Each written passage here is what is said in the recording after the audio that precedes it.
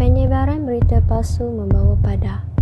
Cerita ini mengisahkan tentang penyebaran berita palsu terhadap seorang pensyarah di sebuah universiti awam.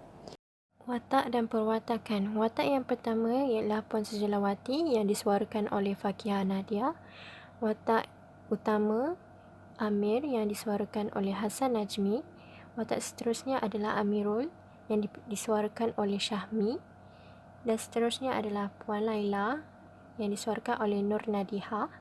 Bagi watak sampingan pula ialah Aiman yang disuarakan oleh Zul Ikhwan dan Arif yang disuarakan oleh Zul Fahmi. Saya Ain sebagai pencerita. Kisah ini bermula di sepanjang berjalan kaki di Blok Z. Weh, kita dah lambat ni. Nanti lecturer marah pula. Aku tak nak kita kena kunci kat luar. Lah. Jom.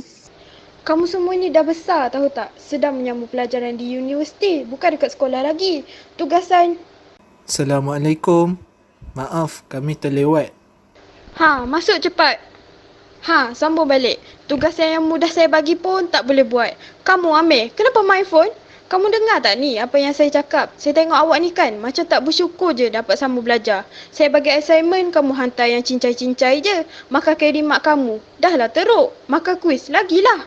0/10, 2/10. Hei, apalah nak jadi dengan kamu ni? Macam tak ada masa depan. Dah lah, penat saya bebel. Kita sambung kelas kita dengan topik baru. Wah, lecturer ni dah malukan aku depan kelas. Dia ingat dia hebat lah. Kau tunggu. Ini Amir lah. Tak ada siapa yang boleh malukan aku. Mei, kau tengah buat apa tu? Macam kusyuk sangat tu kau main phone tu. Kau buat apa? Tak ada buat apa sangat pun. Aku cuma tengah nak buat sesuatu ni untuk Puan Suzy. Disebabkan tadi dia dah malukan aku dalam kelas. Aku nak buat sesuatu istimewa untuk dia. Weh Mei, benda apa special kau nak buat tu? Kau tak nak share dengan aku ke? Ni aku nak buat pasal Puan Suzy ni. Dia terima rasuah daripada student dia yang lepas. Supaya pelajar tu dapat pointer tinggi untuk subjek dia. Kau rasa macam mana? Okey tak? Mei, serius kau nak buat berita macam ni? Kalau kau serius, kau jangan risau. Aku akan support kau. Sebab ramai je tak suka dengan Puan Suzy tu.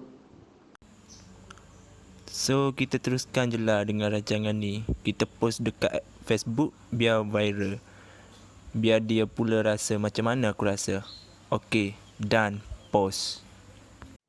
Mei, aku ni kan member kau. Kau jangan risau lah dengan benda ni. Aku share, okey? Aku share, lepas tu kejap je benda ni. Semua orang akan percaya. Okey? Dah lah, jom tidur. Esok kelas pagi pula. Kau dah lah tidur entah apa-apa. Jom tidur. Yelah. Esok jangan lupa kejut aku pula. Weh, kau ada dengar tak pasal Puan Sujalawati yang viral semalam? Aku dah dengar. Aku pun macam tak percayalah yang Puan Suzy sanggup buat macam tu. Takkan dia tergamak buat macam tu kan? Kan. Aku pun rasa macam tu. Takkanlah dia tergamak nak buat macam tu. Tu. Dia dah datang. Okey, semua duduk diam. Okey semua, buka chapter 5. Tajuk kita hari ini ialah mikroekonomi. Kenapa dengan student aku ni? Kenapa dia orang tengok aku semacam je? Ada benda pelik ke dekat aku ni? Saya nak keluar kejap. Korang semua buat kuis yang saya hantar dekat grup WhatsApp tu. Lagi 10 minit saya datang balik. Suzy, kau dah tengok ke berita ni? Semua orang dah bising dah pasal berita ni. Berita apa pula ni? Entah, aku pun tak tahu berita ni sahih ke tak. Aku tahu kau takkan buat benda macam ni. Apa ni? Ini fitnah ni. Aku takkan buat benda macam ni. Aku tak pernah buat benda ni. Dan aku takkan buat benda ni. Teruk sangat dah ni kau kena fitnah weh. Kau kena siasat siapa yang buat macam ni kat kau. Aku tahu siapa yang buat macam ni. Aku pasti. Ni mesti dia. Okeylah, aku gerak dulu. Lepas ni kita jumpa balik Suzy, kau nak pergi mana tu? Okey, saya nak tahu siapa yang sebarkan benda ni. Korang ingat benda ni lawak ke nak fitnah orang macam ni? Saya tahu ni mesti salah seorang daripada korang. Sebab Sam ni Kelas ni je yang saya mengajar. Weh, siapa yang sebar? Manalah aku tahu. Weh, terbaiklah kau punya berita, meh. Sampai semua orang percaya. Tu, dah tengok puan tu. Marah kau. Diam lah. Nanti puan dapat tahu pula.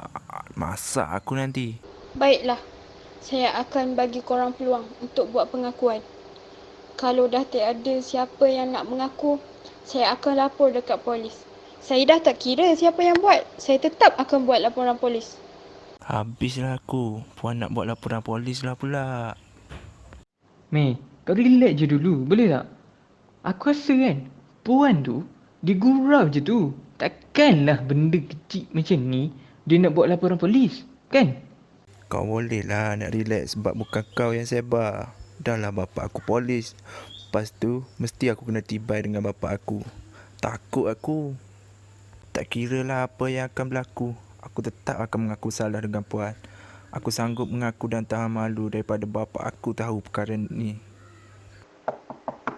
Assalamualaikum puan. Boleh saya masuk? Waalaikumsalam. Boleh? Ada apa ya, Amir? Sebenarnya puan, saya nak minta maaf. Awak nak minta maaf? Kenapa, Amir? Awak ada buat salah dekat saya ke? Sebenarnya puan, sayalah orang yang telah membuat fitnah dan menyebarkan berita palsu berkaitan diri puan. Saya tidak sangka perkara ini boleh tersebar dengan cepat dan luas. Sampai hati awak memalukan saya, Amir. Kalau saya tidak mengugut untuk membuat laporan polis, sudah pasti saya tidak tahu siapa yang menyebarkan berita palsu tentang saya. Saya minta maaf puan. Tolonglah jangan buat laporan polis. Saya tidak mahu ibu bapa saya tahu tentang perkara ini. Saya betul-betul menyesal puan. Saya melakukan semua ini kerana saya tidak puas hati terhadap puan yang telah menyindir saya tempoh hari. Saya telah terpengaruh dengan hasutan dari rakan-rakan dan tidak berfikir panjang akan kesan yang mendatang. Amir, sepatutnya awak menerima teguran saya dengan hati yang terbuka. Niat saya menyindir awak tempoh hari supaya awak sedar akan perbuatan awak yang suka sambil lewa dalam menyiapkan tugasan. Dekat luar sana, ramai lagi yang ingin menyambung belajar tetapi tidak berkesempatan. Awak yang dah diterima untuk menyambung belajar ini harus bersyukur. Tugas awak hanya perlu belajar dan menyiapkan tugasan yang diberikan. Ini semua demi masa depan awak juga, Amir. Saya sedar puan akan kesalahan saya. Saya janji saya tidak akan melakukan perkara sebegini lagi dan berubah menjadi seorang pelajar yang rajin.